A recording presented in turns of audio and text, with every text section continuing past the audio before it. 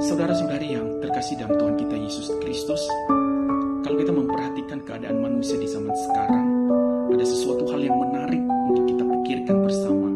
Manusia rela mengeluarkan biaya yang cukup besar demi kecantikan dan untuk menunda penuaan. Kenapa hal ini terjadi? Coba kita pikir, apakah ini hanya sebuah tren? Apakah ini juga hanya sebuah sifat alamiah? Saya katakan tidak. Tetapi inilah yang menunjukkan bahwa ada keistimewaan dalam penciptaan kita sebagai manusia. Keistimewaan yang saya maksud adalah bahwa memang manusia diciptakan di dalam waktu, tetapi sekaligus Allah menciptakan kekekalan di dalam hatinya. Oleh unsur kekekalan inilah yang memampukan hanya manusia satu-satunya yang memiliki kesadaran waktu. Sehingga kita tahu bahwa waktu itu berlalu, dan kita juga tahu bahwa kita ada di dalam proses waktu. Sehingga kita memahami diri kita bahwa semakin hari kita ini akan semakin menua.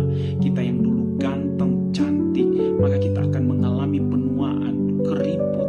Kita akan memahami bahwa diri kita bukan semakin kuat tetapi semakin lemah. Unsur kekekalan inilah bukan hanya sekedar menyadarkan kita, oh ada waktu, tetapi sekaligus manusia memiliki kemampuan untuk menelusuri waktu. Sehingga ketika kita berkata hari esok, kita memiliki pengharapan. Dan ketika kita berpikir tentang masa lalu, kita mampu mengingat semua peristiwa.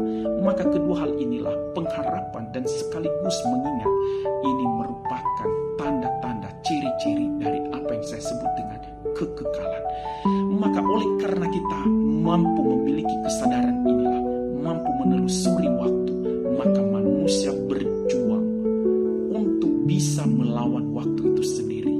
Karena kita mau untuk terus bertahan, karena sifat kekekalan itulah, maka manusia melawan, mau menunda penuaan, mau tetap bertahan untuk tetap cantik, tetap kuat, untuk mau terus melawan agar segala sakit penyakit itu bisa disembuhkan. Apakah ini salah? Saya katakan tidak. Karena sekali lagi, itulah yang menandakan bahwa di dalam diri manusia ada unsur kekekalan.